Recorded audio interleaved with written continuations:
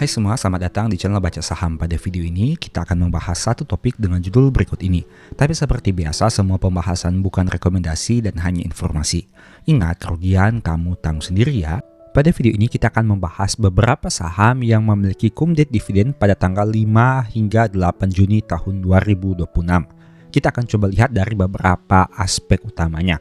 Tapi seperti biasa, mohon cek lagi datanya, mungkin saja saya salah input atau salah hitung. Dan disclaimer selalu on. Ingat, untung rugi kamu tanggung sendiri.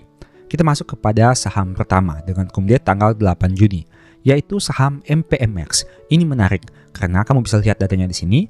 Dengan harga saat ini 1135, maka sudah turun 24,3% dari harga tertingginya. Secara year to date masih menghasilkan kenaikan harga.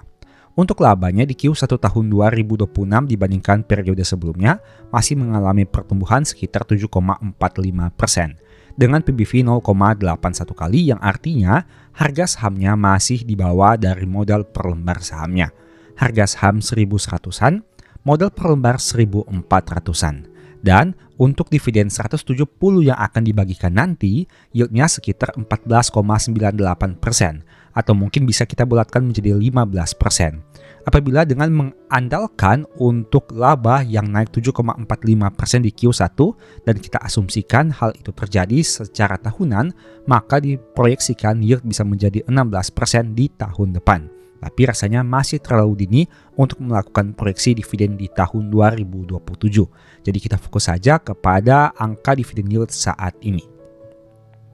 Sekarang kita masuk kepada saham kedua yang cum-date-nya 5 Juni, MSTI. Dengan harga 1365 yang mana secara year to date masih turun 11,9%. Dibandingkan harga tertingginya masih turun 23%. Untuk labanya mengalami penurunan sekitar 6,9% dengan PBV 1,78 kali. Dan dengan dividen per share Rp106 yieldnya sekitar 7,77%. Oke, saham ketiga yang juga cum-date-nya tanggal 5 Juni, MERK. Dengan harga 3.900, harga year to date-nya masih naik 16,4%, tapi dibandingkan harga tertingginya sudah turun 61%. Laba di Q1 tahun 2026 naik sangat signifikan dibandingkan Q1 tahun 2025. Bisa kamu lihat di sini untuk persentasenya. Mengacu kepada angka book value atau modal per lembar, PBV sekitar 1,68 kali. Dan dividen yield 7% dengan membandingkan dividen yang akan dibagikan dan harga saat ini. Saham berikutnya APLI dengan harga 262. Ini juga menarik. Harga saham secara year to date turun 29% dan dibandingkan harga tertinggi turun 62%. Untuk labanya sayangnya perusahaan belum mencetak laba alias masih rugi di Q1 tahun 2026 dan tahun 2025. PBV di angka 1,03 kali, tapi mereka bagi dividen dengan yield sekitar 16,8%. Dividen per share Rp44 dan harga saham 262. Silahkan kamu bagi sendiri. Dan untuk saham terakhir, saham Main dengan harga 830 minus 4% secara year to date dan minus 60% dibandingkan harga tertingginya. Laba di Q1 tahun 2026 naik 95%. Saham kedua dengan kenaikan yang signifikan untuk pencapaian labanya. PBV 0,62 kali dengan dividen yield 6,27%. Jadi dari 5 saham yang kita bahas ini memiliki cum-date dividen tanggal 5 sampai 8 Juni dengan angka dividen yield yang cukup menarik yaitu kisaran 6,2 sampai 16,8% mengacu kepada harga saham per video ini dibuat. Mungkin saat kamu nonton video ini harga sahamnya bisa saja berubah dan berubah juga untuk angka dividen yield-nya. Tapi ingat, jangan kamu mencari saham yang hanya membagikan dividen yield yang besar. Karena biasanya saat ex-date harga sahamnya cenderung akan turun sebesar dari dividen yield yang mereka bagikan.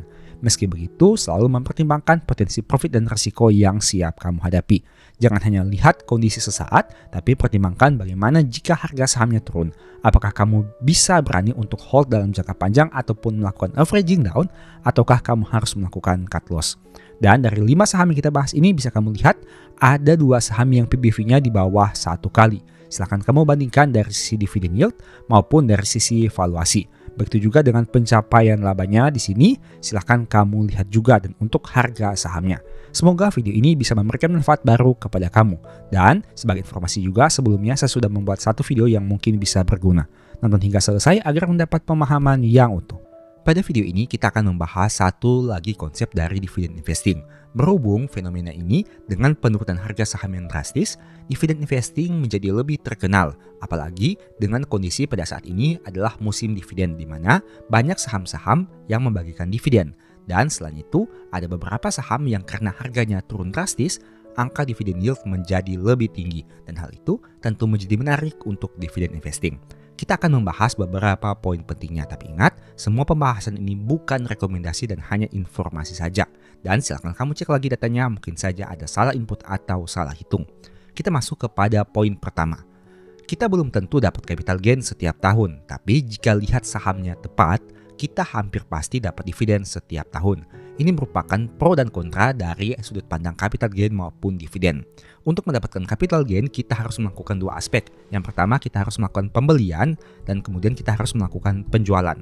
Sedangkan apabila kita ingin mendapatkan dividen, kita hanya perlu melakukan satu aspek, yaitu pembelian. Dengan kata lain, apabila kita mencari capital gain, maka harga jual kita, katakanlah 1.100, harus lebih tinggi dibandingkan harga beli kita, katakanlah Rp1.000.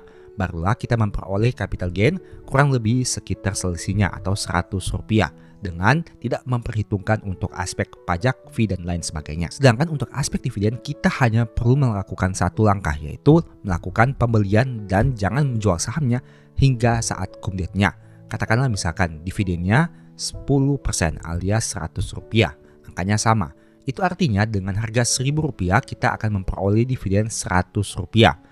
Nah, untuk kondisi dividen, apapun yang terjadi entah saham mau naik mau turun, jika kita memiliki sahamnya, kita sudah pasti mendapatkan dividennya jika perusahaan memutuskan membagi dividen di tahun tersebut. Tapi untuk aspek kapital, apabila harganya bukan naik ke angka 1.100 tapi turun ke angka 900, kita jadinya tidak memperoleh capital gain melainkan capital loss. Itu merupakan poin pertamanya, di mana kita belum tentu dapat capital gain. Bisa saja kita dapat capital loss, tapi jika sahamnya tepat, kita hampir pasti dapat dividen setiap tahun.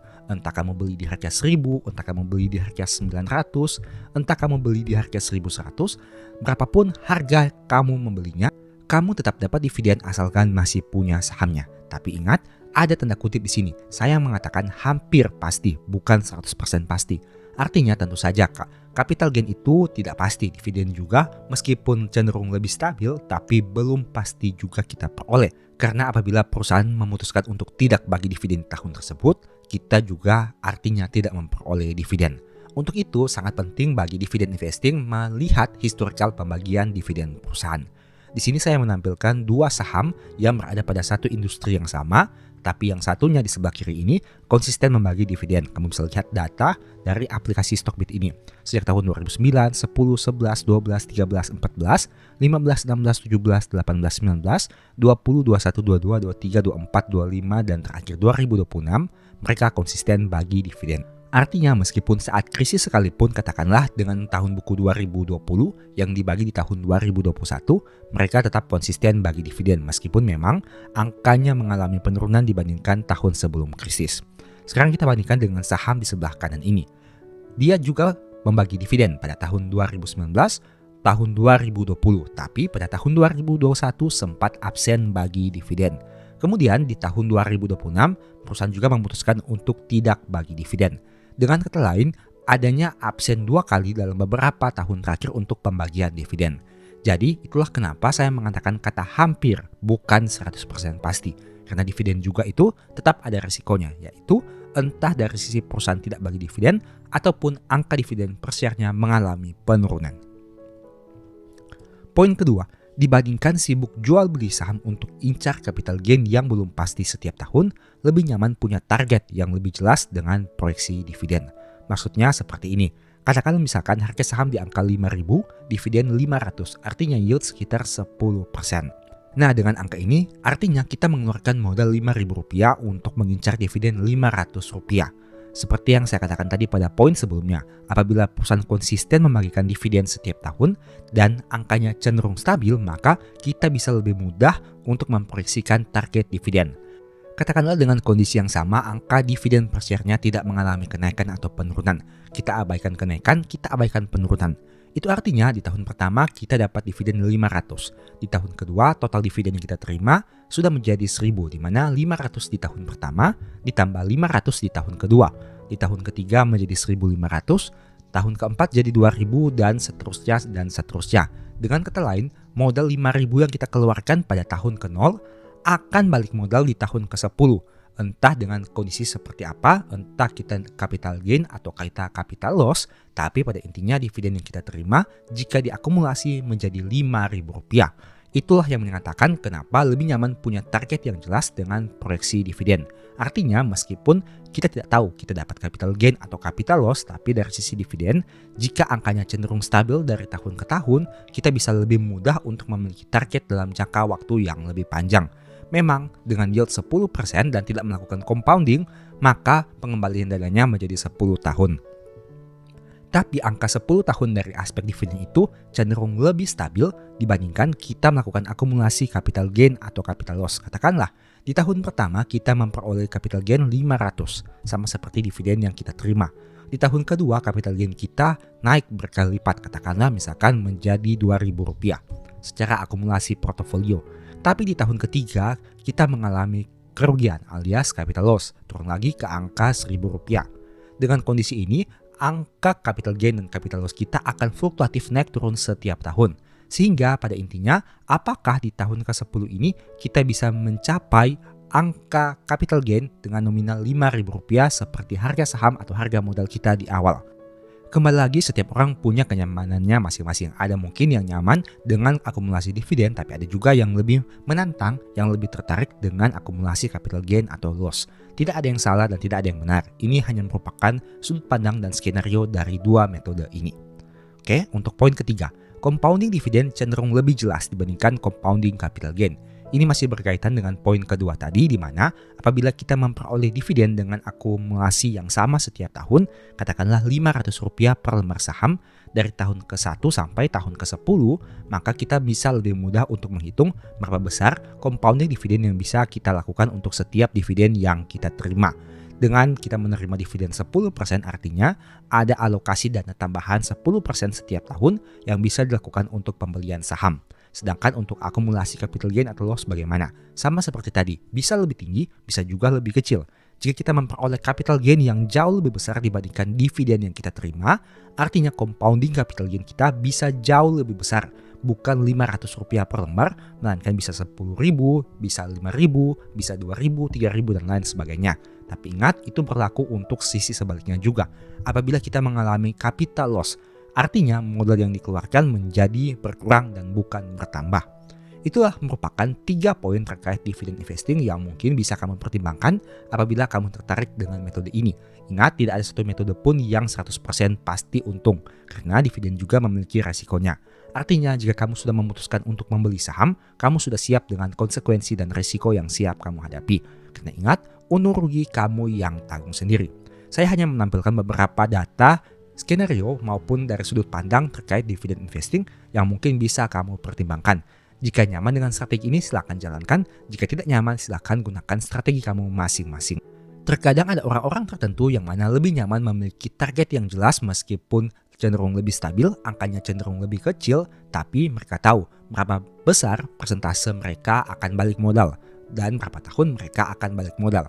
Itu bisa diperoleh dengan menghitung saham-saham yang memiliki dividen yield yang cukup stabil dari tahun ke tahun, sehingga lebih mudah menentukan pengembalian dana dalam jangka panjang. Tapi kalau ada orang-orang yang lebih tertarik dengan sisi capital gain atau loss juga tidak masalah, karena itu adalah portofolio kita masing-masing dan kitalah yang berhak menentukan metode mana yang kita lebih tertarik.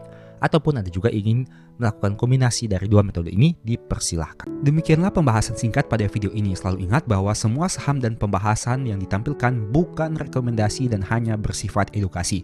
Segala risiko kerugian menjadi tanggung jawab kamu sendiri. Mohon juga agar dapat mengecek kembali data yang ditampilkan karena bisa saja terjadi kesalahan pengetikan atau pengambilan data. Di video berikutnya ingin dibahas materi apa lagi? Tulis di kolom komentar ya. Berikut ini beberapa list ebook baca saham.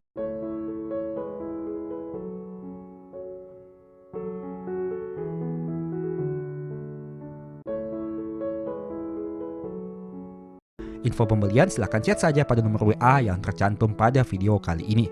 Sebagai informasi, kamu bisa support channel ini dengan cara melakukan pembelian produk apa saja di Shopee menggunakan link yang diklik pada video ini. Produknya bebas. Thank you.